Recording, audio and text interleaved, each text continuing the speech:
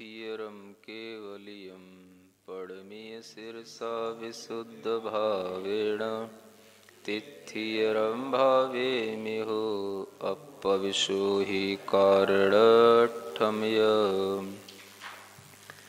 तिथियर भावना ग्रंथराज में संवेग भावना का वर्णन चल रहा है।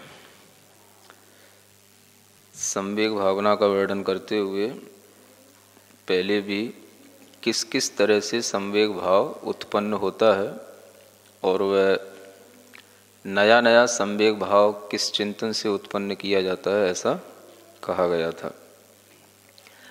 अब आगे उसी संवेग भाव को और दृढ़ करने के लिए बताया जा रहा है कि जब हम दुख देखते हैं तो दुख देखते देखते किसी में सुख भी देखने लग जाते हैं। कल आपको त्रियंच गति के भी दुख बताए। त्रियंच गति में विशेष रूप से स्थावर निगोद आदि के दुखों का चिंतन करने का विचार किया और इस तरह से मनुष्य गति के भी हमने दुख समझे। लेकिन आपको कई मनुष्य भी सुखी मिल सकते हैं, कई देवगति के जो जीव हैं वो आपको सुखी मिल सकते हैं। तो आपके मन में भाव आ सकता है कि इनके पास तो दुख है नहीं, तो संसार में सुख तो है। खास तौर से जब आप बड़े करोड़पति अरबपति लोगों को देखें तो आपको लगेगा कि इनके पास में सुखी सुख है, क्योंकि संपत्ति की भरमार है। तो इस स्थिति में भी अपने मन में यह विचार लाना कि सुख किसी के पास नहीं होता, क्योंकि दुख का जो कारण है वो सबके पास विद्यमान रहता है। जब जब जीव किसी भी पदार्थ से, व्यक्ति से, वस्तु से राग द्वेष आदि के माध्यम से जुड़ता है, उस वस्तु में इष्ट अनिष्ट की कल्पना करता है, तो उसे नियम से उस वस्तु संबंधी दुख अनेक प्रकार से मिलने लग जाता है। वस्तु की प्राप्ति का दुख, प्राप्ति होने के बाद उसकी सुरक्षा का दुख, प्राप्ति कैसे हो इसका दुख, प्राप्ति होने के बाद में वह वस्तु अपने पास निरंतर कैसे बनी रहे इसका दुख। तो दुख हमेशा रहता है। संपत्तिशाली लोगों के दुख उतने ही बड़े होते हैं जितने उनके सुख बड़े होते हैं। उनके जब शेयर डाउन होते हैं तो फिर सीधे हार्ट अटैक होते हैं हार्ट बीट डाउन हो जाती है, क्योंकि जो जितना बड़ा गेम खेलता है वो उतने ही बड़े रिस्क भी लेता है। तो दुख और सुख हमेशा संसार में परिवर्तनशील हैं। कोई भी व्यक्ति निरंतर सुखी संसार में कभी नहीं रह सकता। इसलिए यहाँ ये बताया जा रहा है कि दुख संसार में सभी के पास में है। मनुष्य तो बहुत छोटी चीज़ है, देवगति के जीवों में भी दुख पाया जाता है। उसी को इस गाथा नंबर 37 में पढ़ते हैं। यदि देवाणं दुःखं मनुजाणं चाविचक्रवर्तिनं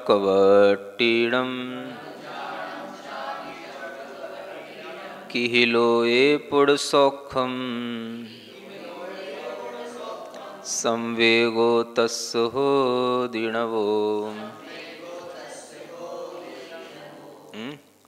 यदि देवाणं दुःखम, यदि देवों को भी दुख होता है, मनुजाणम चावि चक्रवर्तीडम, और मनुष्यों में भी चक्रवर्ती सरीखे लोगों को भी दुख होता है, तो किहि लोहे पुण्य सौखम, तो फिर इस लोक में सुख बचा कहाँ?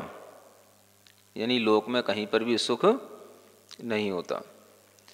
चक्रवर्ती भी अपार संपदा के धनी होते हैं, बहुत अधिक पुण्य के फल से उन्हें सभी प्रकार की सुविधाएं मिलती हैं, फिर भी उन्हें दुख मिलता है। और ये ध्यान रखें कि वर्तमान के जो जीव हैं वो तो इतने पुण्य वाले भी नहीं हैं। बहुत तरीके के टेंशन, बहुत मारकाट से, है ना, मारकाट का मतलब वो मारकाट ही कहलाती है। मार्केट में जो होता है सब मारकाट ही होती है ना। मारकाट का मतलब केवल मारना काटना ही नहीं होता। जो भी हम किसी की जेब काटते हैं तो जेब काटने के तरीके भी दुकानदारों के अपने अलग अलग रहते हैं, है ना। तो आदमी की शक्ल देख के आदमी की जेब काटी जाती है। तो जहाँ मारकाट होती रहे उसी का नाम मार्केट कहलाता है ना। तो ऐसा संसार में जब ये जीव कर रहे हैं तो इनको सुख कहाँ हो सकता है। हम चक्रवर्ती की ओर देखें कि जिससे कुछ करना ही नहीं होता, कोई व्यापार नहीं करना होता, किन्हीं ग्राहकों के लिए नुकसान नहीं पहुंचाना होता, तब भी इतना पुण्य होने से, इतनी संपदा मिलने पर भी उन्हें दुख हो जाता है। तो ये सामान्य लोग कभी सुखी नहीं हो सकते हैं। ये हमेशा चिंताओं में, वेदनाओं में, भय में, अनेक तरह की आकुलताओं में हमेशा लिप्त रहते हैं मानसिक रूप से। सुखी व्यक्ति बहुत संतुष्ट, बहुत निश्चिंत होता है। उसके पास होता सब कुछ है लेकिन करना उसे कुछ भी नहीं होता है। तो ऐसे चक्रवर्तियों के लिए भी दुख आ जाते हैं। क्योंकि भरत चक्रवर्ती को भी आप देखें कितना बड़ा मानसिक दुख उन्हें अपने भाई से मिला, कितनी बड़े अपमान सहना पड़ा कि एक तीर्थंकर के पुत्र होकर के भी उन भरत चक्रवर्ती का अपमान हुआ, भाई भाई के साथ में युद्ध हुआ और उन्हें बहुत दुख उसके कारण से हुआ, है ना। तो बड़े लोगों के दुख बड़े होते हैं। राज समाज महा अग कारण वैर बढ़ावन हारा, इसीलिए कहा जाता है। जितने भी राजाओं की समाज मतलब राज जितना बढ़ाते चले जाते हैं उतने ही दूसरे राजा अपने आप उनके वैरी भी बनते चले जाते हैं, है ना। तो भले ही कोई किसी राजा के अंडर में रह रहा हो लेकिन वह हमेशा दांव देखता रहता है कि कैसे हम इस राजा को भी गिरा करके इसकी सिंहासन पर बैठ जाएं। तो राजाओं के वैरी भी अपने ढंग के अलग होते हैं और ये राजा लोग जानते हैं। तो किसी को भी संसार में निश्चिंतता का सुख कभी नहीं मिलता। जितना बड़ा राजा होगा उतना ही उसे भय होगा अपनी जान का, उतना ही उसे भय होगा अपने पड़ोसी देशों के शत्रुओं का। ये सब दुख भीतरी रहते हैं। इसलिए लोक में कहीं पर भी सुख नहीं है ना। तो इस विचार को अगर हम अपने मन में ले आते हैं तो इससे ही संवेगो तस्य होदि नवो, उसके अंदर एक नया संवेग भाव उत्पन्न हो जाता है। नया संवेग माने एक संसार के दुखों को देख कर के संसार से एक उदासीनता की लहर भीतर आना कि संसार में कुछ भी सार नहीं है, इसी का नाम संवेग भाव जानना चाहिए। तो इस तरह का संवेग जो उत्पन्न करते रहते हैं वो नया नया संवेग भाव, आपके सामने नए नए तरीके के दुखी व्यक्ति आएँ और उनके दुख को देख कर के आप नए नए संवेग भाव से भी अपने आप को भर सकते हो, है ना। हम लोगों के पास तो आते ही रहते हैं, तो नए नए संवेग के कारण हमेशा उपस्थित रहते हैं। किसी ना किसी तरह के दुख सबके पास में बने रहते हैं। कोई कहता है कोई नहीं कहता है, लेकिन इस तरह से दुख जो बने रहते हैं वो जब सुनने में और देखने में आते हैं तो संसार की ये दशा देख कर के ही संवेग भाव उत्पन्न होता है ना। तो इसी को हम ये भाव समझें जो हमारे लिए बहुत ही शुभ भाव है। ये संवेग भाव शुभ भाव है। अशुभ भावों से बचने के लिए संसार में हम सब अशुभताओं के बीच में रह रहे हैं, लेकिन हम दूसरे के दुख को देख करके अगर ये समझते हैं कि देखो संसार में कितना दुख है, तो ये भी शुभ भाव कहलाता है ना।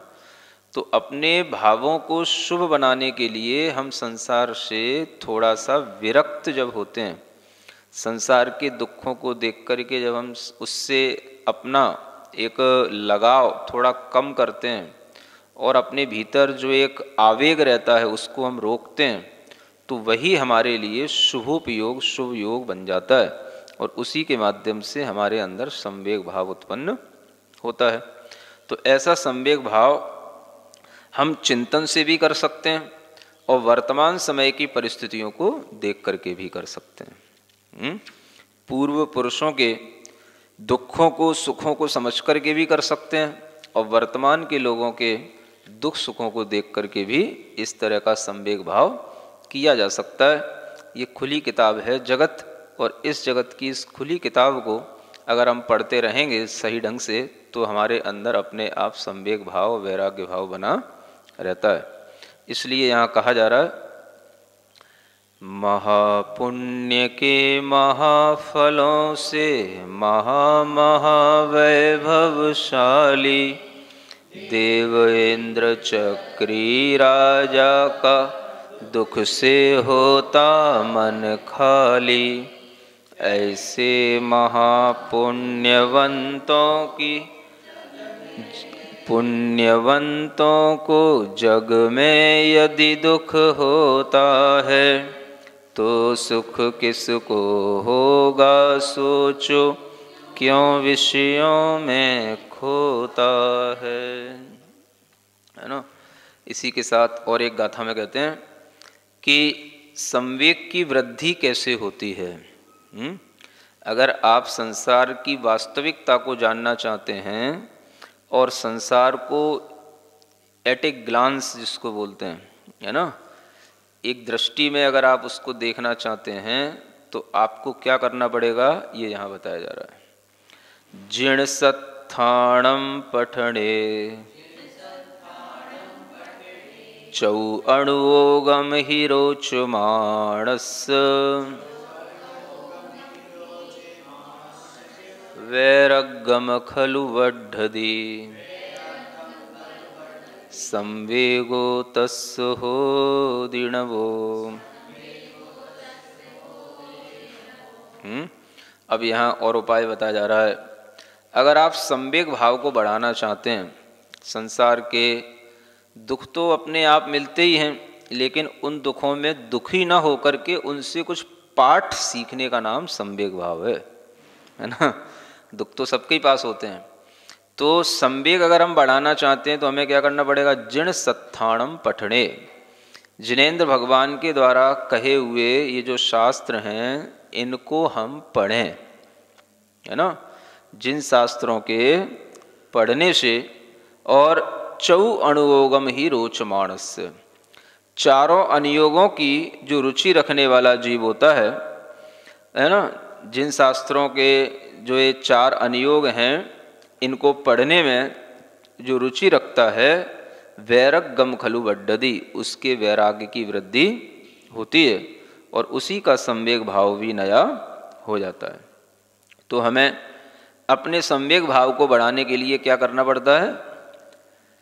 चार अनुयोग, प्रथमानुयोग, करणानुयोग, चरणानुयोग और द्रव्यानुयोग, इनमें हमें रुचि रखते हुए इन जिन शास्त्रों को यदि हम पढ़ते रहेंगे तो हमारे अंदर वैराग्य बना रहेगा और संवेग भाव नया नया उत्पन्न होता रहेगा। तो कोई भी तरह के अनुयोग के शास्त्र हों, स्वाध्याय करने में रुचि अवश्य रखना चाहिए। अगर आप कोई भी कथानक पढ़ते हैं तो उस कथानक पढ़ने से भी बहुत ज्ञान मिलता है। प्रथमानुयोग के ग्रंथ भी हमें एक तरह से पुराण पुरुषों के पुण्य पाप आदि का वर्णन करने वाले होते हैं, तो उनकी मानसिकताएं, उनके चरित्र और किस तरह के पुण्य आदि के साथ भी किस तरह के दुख सुख होते हैं, ये सब हमें सोचने समझने को मिलता है जब हम प्रथमानुयोग के ग्रंथ पढ़ते हैं। जब करणानुयोग के ग्रंथ पढ़ते हैं तो हमें सर्वज्ञता की एक पहचान होती है। कितना बड़ा लोक है, कितने पदार्थ हैं, कितनी लोक की ऊंचाई है, कितनी पृथ्वियाँ हैं, उन कितने द्वीप हैं, कितने समुद्र हैं, कितने अकृत्रिम जिनालय हैं, कितनी अकृत्रिम चीज़ें हैं, द्रव्य हैं, और ये सब देख करके अपने आप जो है एक बहुत बड़ा पूरा संसार का दिग्दर्शन हो जाता है। किसके माध्यम से? करणानुयोग से।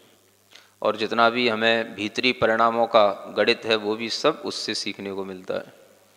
ऐसे ही चरणानुयोग से भी हमें आचरण करने की प्रेरणा मिलती है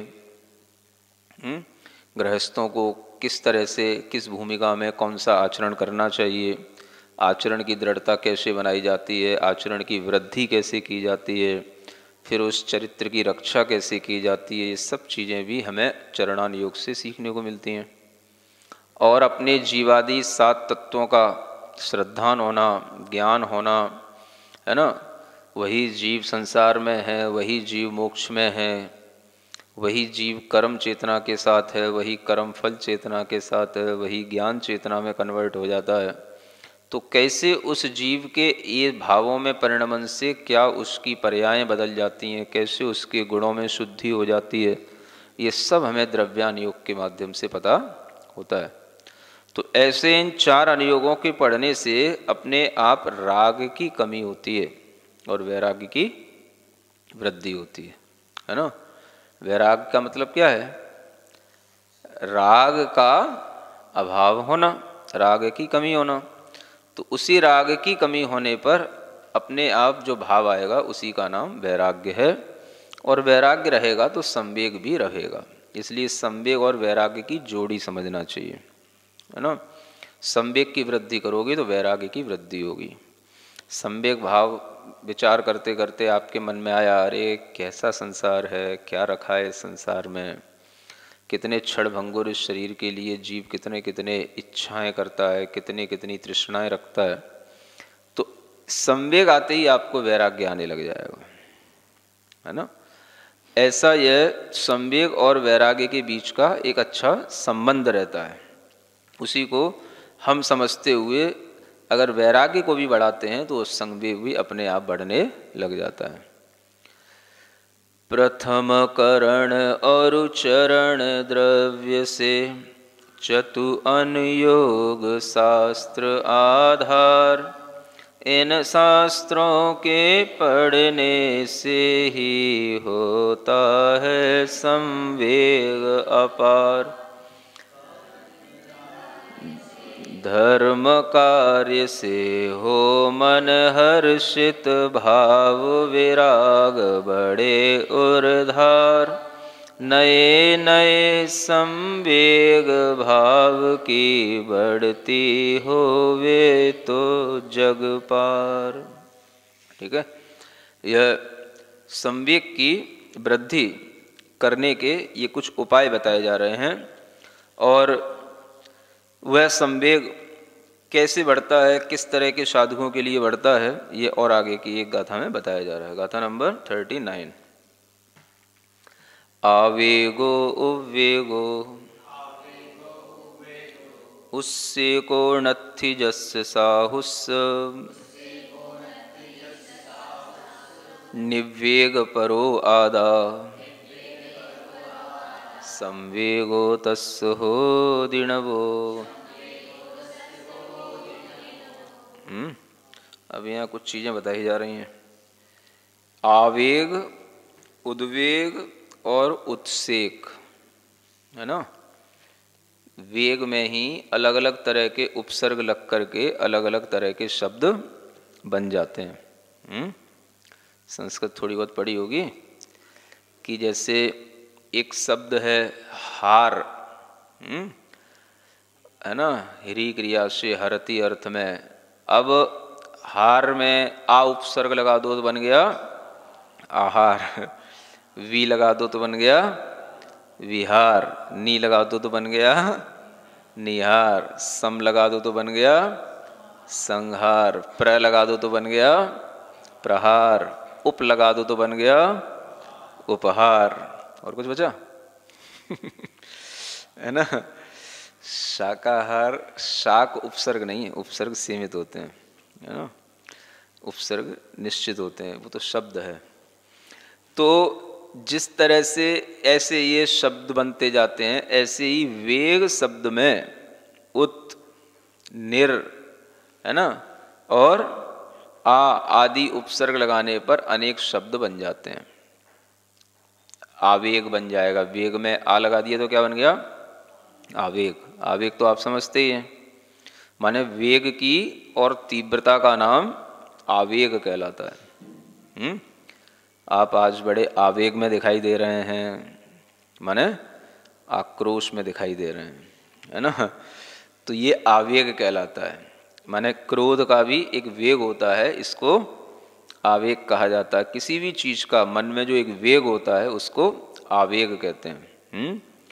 और एक उद्वेग होता है, ये उससे भी बढ़कर के होता है। उद्वेग मतलब जिसका वेग और उठा हुआ हो, यानी जिसके अंदर उस वेग के साथ साथ एक मद भी आ जाता है, तो वह उद्वेग बन जाता है। कि किसी भी तरह की हानि हो जाए तो भी हमें वो करना ही है, इसको क्या बोलेंगे? उद्वेग। जब उद्वेग पैदा हो जाता है तो वह किसी भी तरह की खलबली मचा सकता है, नुकसान पहुंचा सकता है ना। तो आवेग अलग होता है, उद्वेग अलग होता है और उत्सेक अलग होता है। ठीक है, तो यहाँ 3 बातें लिखी हैं, आवेग, उद्वेग और उत्सेक। बहुत उत्सुकता होना जिसको बोलते हैं। तो जब भी आप किसी भी कार्य को करने का मन बनाते हैं तो उसके लिए बड़ा उत्सुक होना पड़ता है। शांति से तो कोई काम होता ही नहीं है। तो जब तक उत्सुकता नहीं होगी तब तक आपको लगेगा ही नहीं कि उस कार्य से हमें कोई सुख मिला है। तो उत्सुकता भी अपने आप में एक आकुलता का ही परिणाम होता है। अब ये सब किसके वेग हैं? ये सब आकुलता के वेग हैं, ये सब, है ना। माने आकुलता के ही अलग अलग भेद हैं, प्रकार हैं। तो आवेग हो, चाहे उद्वेग हो, चाहे उत्सेक हो, ये सब क्या है? ये सब तरह तरह की अलग अलग डिग्री की आकुलताएं हैं। लेकिन इस तरह की आकुलताएं जिस साधु के लिए नहीं होती हैं वो कहलाता है निर्वेग परो। वह निर्वेग में तत्पर रहने वाला, माने वेग से रहित होने का नाम निर्वेग कहलाता है। तो अब देखो आप कि मन के ही अंदर ये सब वेग उत्पन्न होते हैं और इन वेगों से अपने मन को हल्का करना या मन में वेग उत्पन्न हो तो उसे निर्वेग भाव में ढालना, ये अपने आप में एक बड़ा पुरुषार्थ होता है। मन की गति बाहर की ओर रहती है, तो जब बाहर की ओर गति होती है तो उसे आवेग, उद्वेग, उत्सेक सब कहा जाता है। और जब वही गति कम हो जाती है, मन शांत हो जाता है, तो अपने आप वह निर्वेग हो जाता है, वेग रहित हो गया। मतलब मन बाहर की राग द्वेष की परिणति में अब नहीं लग रहा है।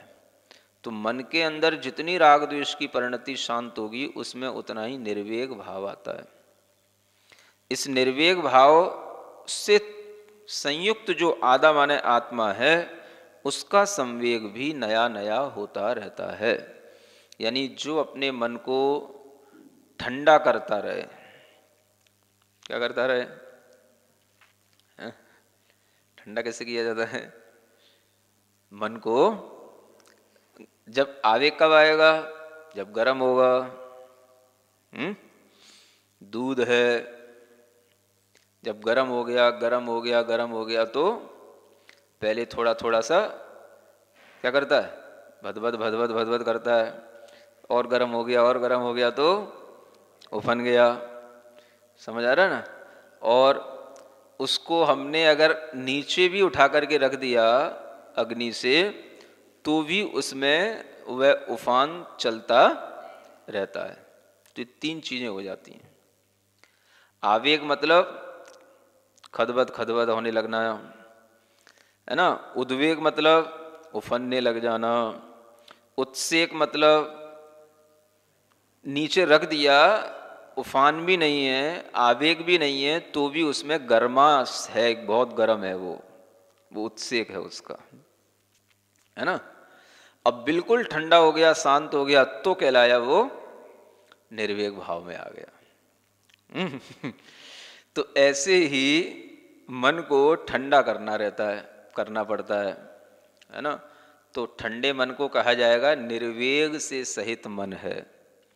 और जो मन हमेशा किसी ना किसी कारण से गर्म बना रहता है, हमेशा गर्मी दिखाता रहता है, हमेशा गरमाई से ही बात करता है तो वो कहलाता है आवेग में है या उद्वेग में है या उत्सेक में है। जैसी उसकी इंटेंसिटी होगी वैसा ही उसके अंदर ये भाव आ जाएगा, है ना। तो ठंडा मन का होना जरूरी होता है। ठंडे मन का मतलब है कि उसमें किसी भी तरह की कोई चिंताएं नहीं, आकुलताएं नहीं, दुख नहीं। उसको बोलते हैं निर्वेग परो आदाब। और जो ऐसा आदा है, आदा माने आत्मा, है ना, आदा माने आत्मा। ऐसा जो आत्मा है उसके अंदर संवेग भाव अपने आप फिर उत्पन्न होने लग जाता है। मतलब यह है कोई भी जीव अनादि काल से कभी ठंडा नहीं रह सकता, मन सहित कभी भी होकर के वह आवेग उद्वेग से रहित नहीं रह सकता। मतलब कि आवेग उद्वेग के साथ तो वो बहुत लंबे समय तक रहता चला आ रहा हो और फिर उसको ठंडा किया जाए तो क्या होगा? जब दूध ठंडा होता है तो क्या होता है? गर्म होने के बाद जो दूध ठंडा हुआ है उसमें एक मलाई की परतें भी जमने लग जाती हैं। जो पहले से ही ठंडा होगा उसमें कुछ नहीं जमेगा। समझ में आ रहा है? मलाई के लिए भी दूध को गर्म करना जरूरी है। तो इधर हमें अपने भावों को गर्म करना जरूरी नहीं है, वो गर्म पहले से ही है। जैसे ही हम ठंडा करने लगेंगे तो मलाई जमने लग जाएगी, है ना। तो दूध का वेग रहित होना ये तो निर्वेग हो गया, और जो उसके अंदर एक नई मलाई आ गई इसका नाम संवेग हो गया। आगे समझ में सब फिट हो गया ना। आवेग, उद्वेग, फिर नीचे रख दिया तो उत्सेक, और फिर जब वो ठंडा हो गया तो निर्वेग, और मलाई जम गई तो संवेग। सब याद कर लेना। ये परिभाषाएं सबको समझ नहीं आती, हर जगह कहीं लिखी हुई भी नहीं होती हैं, है ना। तो ये इस तरह की परिणति आएगी तो जीव में अपने मन के शांति से आएगी। तो जैसे ही मन ठंडा होगा तो क्या होगा?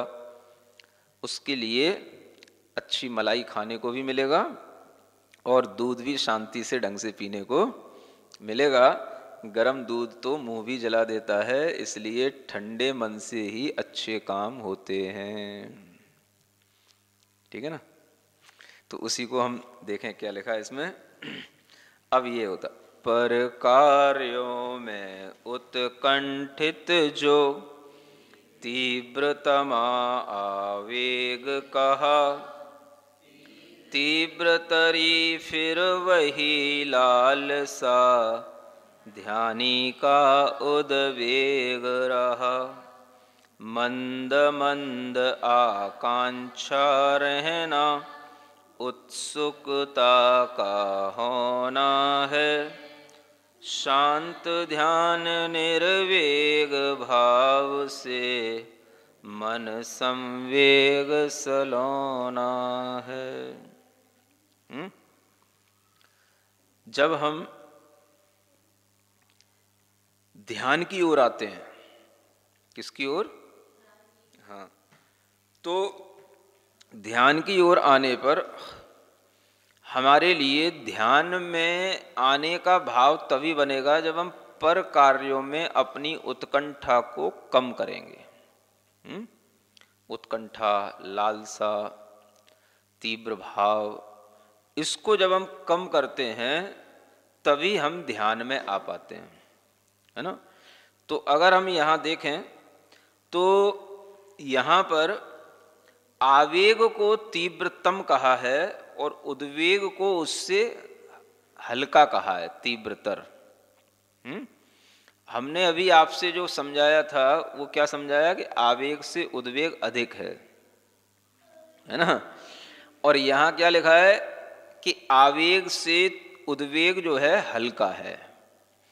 तो ये है ध्यान की अपेक्षा से, है ना। जब हम बाहर जाते हैं तो आवेग से उद्वेग बड़ा होता है, और जब हम वापस आते हैं, लौटते हैं अपनी ओर, तो उस समय पर, है ना, आवेग से उद्वेग हल्का कहलाएगा। तो वो ऐसे ही समझो कि आवेग जो था, अब वो आवेग लौटने लगा। जो भगोनी दूध की अग्नि पर रखी थी, तो वह जब नीचे उतार करके रखी गई, तो उसके आवेग में कमी आने पर फिर धीरे धीरे उसमें जो उबाल बना रहता है उसको हम उद्वेग कहेंगे। ये कब कहा जाएगा? जब हम भीतर की ओर आ रहे हों, ध्यान की ओर आ रहे हों। तो ध्यान की ओर आने के लिए ध्यानी के अंदर ये लालसाएं जब कम होती जाएंगी, तो वह इस तरह से आवेग को कम करके, उद्वेग को भी कम करके, उत्सुकता को भी कम करके निर्वेग भाव में आ जाएगा। ठीक है ना। तो इस तरह से इसके भाव को समझना कि यह आवेग और उद्वेग में ये अंतर हो जाता है। जब हम बाहर की ओर जाते हैं तो आवेग से उद्वेग बड़ा होता है, और जब हम भीतर की ओर आते हैं तो आवेग बड़ा होता है और उद्वेग छोटा हो जाता है। ठीक है ना। ऐसे हम इन शब्दों के अर्थों को समझ करके इसके भावों को समझें। और एक अंतिम गाथा है, ये छंद है उपजाति छंद। संसार भीदो जिणरूवलीणो,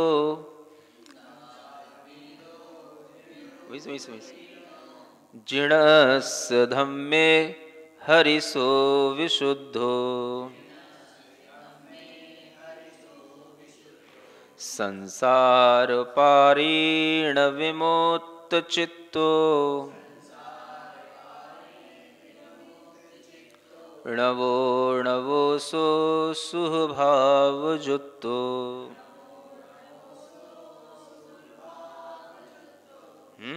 पढ़ो, जैसे वो पढ़ते हो ना, त्वमेव माता च पिता त्वमेव, ऐसी लय है जी उपजाति छंद। या जो स्वयंभू पढ़ते हो ना, यस्य प्रभावा त्रिदिवच्युतस्य, उसी लय में इसको पढ़ा जाता है। संसार विदो जिणरुवलीणो, जिणस्य धम्मे हरिसो विशुद्धो, संसार पारीण विमुक्त चित्तो, णवो णवो सो सुभाव जुत्तो। संसार विदो, संसार से डरना, ये सम्यक भाव की परिभाषा बताई थी। तो जो सम्यक भाव से युक्त है, संसार से डरा हुआ है। जिण रूप लीड़ो, अब डर करके कहाँ दुपक के कहाँ जाएगा? जब बच्चा डर जाता है तो कहाँ जाता है? माँ की गोद में जाता है ना। अपने सुरक्षित स्थान पर आकर के चुप होकर के बैठ जाता है। ठीक है ना। तो जब डर लगे संसार से तो किसकी शरण में आ गया? बस जिन वाणी की शरण में आ गया और जिन रूप में लीन हो गया। जिन रूप लीनो, जिन रूप का मतलब जो ये निर्ग्रंथ रूप है, इसी को जिन रूप कहते हैं, है ना। वो इसी में लीन हो जाता है, माने बाह्य और भीतर दोनों से निर्ग्रंथ होना। इसी निर्ग्रंथ भावना से वह समाधि, ध्यान, शुक्ल ध्यान आदि की योग्यता बनाता है। तो वह जिन रूप में लीन होता है ना। और डर करके अगर वो आया है तो हर्षित भी वहीं पर होगा। जिणस्य धम्मे हर्षो विशुद्धो। तो ऐसा नहीं है कि जो डरता है उसके अंदर हर्ष नहीं होता है। ये जो डर है, इसीलिए कल कहा था कि ये डर अलग क्वालिटी का है। इसमें आपको संसार से डर होते हुए भी हर्ष भी उत्पन्न होगा। किससे? जिन धर्म की आप शरण में आए हैं तो आपको जिन धर्म से हर्ष उत्पन्न होगा। जो संसार में डर होता है, जो लोग संसारिक जीव जो डरते हैं वो कभी हर्षित नहीं हो सकते हैं। भय के साथ कभी हर्ष नहीं होता है। और भय के साथ कभी विशुद्धि भी नहीं आती है। संक्लेश बना रहता है, डर का एक भीतर से क्लेश बना रहता है। तो ये इसलिए कहा जा रहा है कि ये वो डर नहीं है जो कसाय जन्य है। ये काशायिक भाव नहीं है, ये शांत भाव वाला ये भाव है जो हमें संसार से डरा करके अपने जिन धर्म में हर्षित भी कर देता है, और इसी हर्ष से हमारे अंदर एक विशुद्ध भाव उत्पन्न होता है।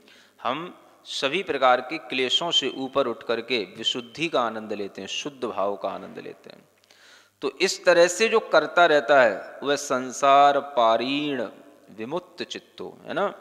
जो संसार से पार जाने वाला वह मुक्त चित्त हो जाता है। माने संसार से पार जाने के लिए चित्त की जो है मुक्ति की जो आवश्यकता है, चित्त मुक्ति, वह चित्त मुक्ति उसकी इसी तरह से होती है क्योंकि संसार के किसी विषय में वह राग द्वेष के परिणामों से जूझता नहीं है, इसलिए वह विमुक्त चित्त कहलाता है। और नवो नवो सो सुभाव जुत्तो, वह नए नए शुभ भावों से युक्त होता रहता है।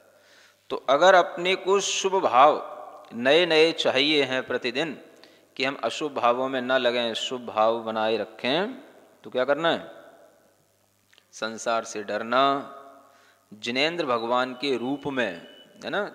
अब वो रूप जिन रूप है, निर्ग्रंथ रूप है, जिनेंद्र भगवान का रूप है, वह जिनेंद्र भगवान का अरिहंत दशा का भी रूप है और अरिहंत की प्रतिमा का भी रूप है। सभी रूप जिन रूप कहलाते हैं।